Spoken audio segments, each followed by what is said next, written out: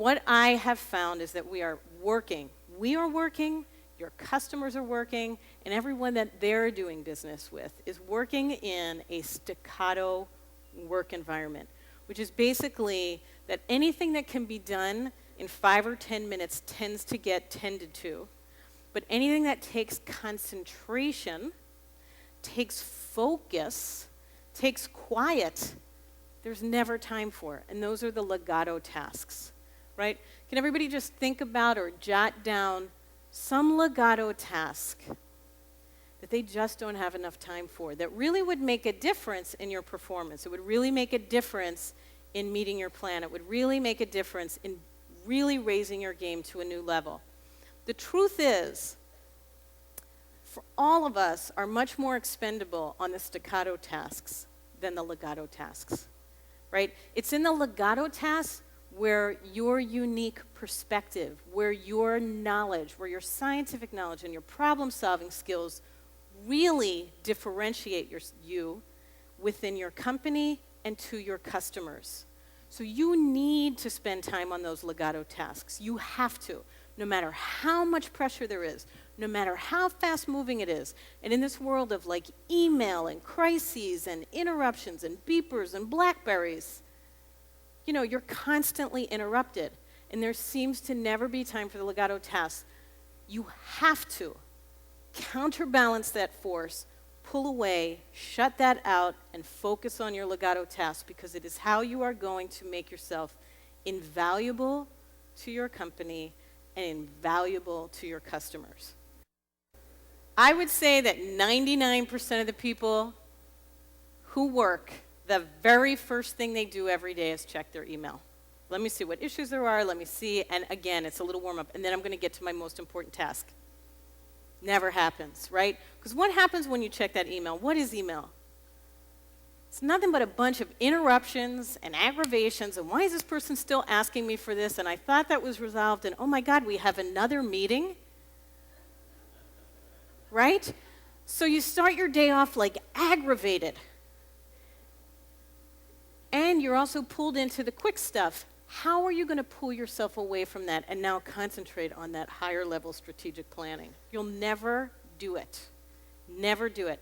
I believe that email, as powerful as a tool it is the most dangerous communication device in contemporary workplace. I think it kills productivity. Kills it.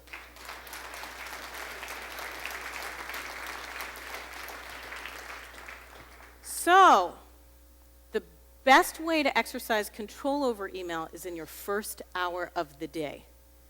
Because in reality, you've got another 6 or 7 or 8 hours to deal with any crises that may be sitting in that box. You've got all day to catch up. Pull away for the first hour of the day. It is the safest hour to do it.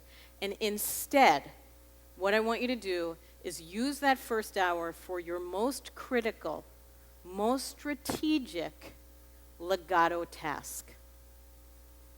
The one thing that you don't have enough time for that would completely transform your performance, that you know would make a difference, that would raise your game. The thing you don't have enough time for, that's what you do in the first hour of the day. There are many tools out in the market to help with planning your time, such as day timers and Palm Pilots and computer programs. Can you tell us what, if any, of those you recommend? Sure.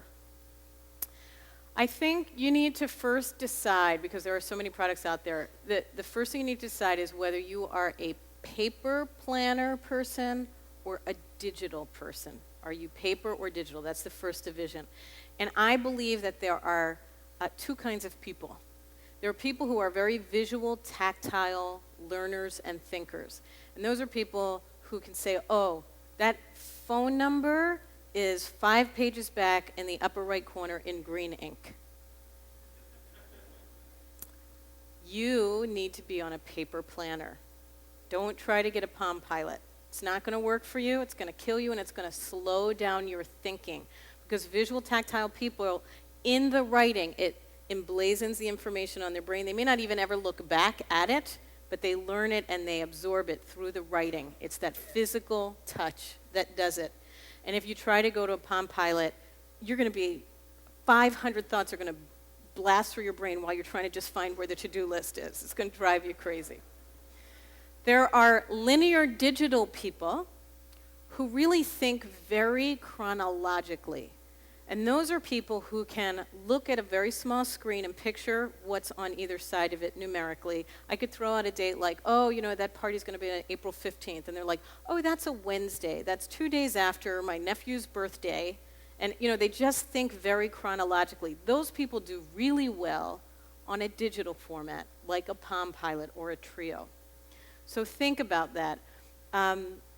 And basically, once you've made that decision, then it's just really a matter of brand. I think all salespeople might be like this. We always have the feeling that we can do it better than anyone else. I guess the question is in relation to the chapter on delegation and strategies for dealing with the fact that those situations where you've delegated something and it falls back into your lap and ends up taking 3 times more time. There is a real skill to delegation. I think that the first thing that you need to do is, first of all, you've got to break the habit of total self-reliance, which is what I think salespeople have. It's like self-reliant, go-getters, hungry, you're climbing the mountain, you can do it, no task is too small or too large. And it's very admirable, and it will get you to a certain peak. But what I was saying is that in this work world, you can no longer afford to be totally self-reliant. You have to find a way to break up the work, to free your time for the highest level tasks, for the things that you really are the only person equipped to do. Not just do best, but it is your expertise. You're the relationship closer. You're the person who needs the face time. So figure out what those things are that make your unique contribution, and you have to preserve your time for that. And the rest you try to delegate. Now, you have to figure out if something is worth delegating.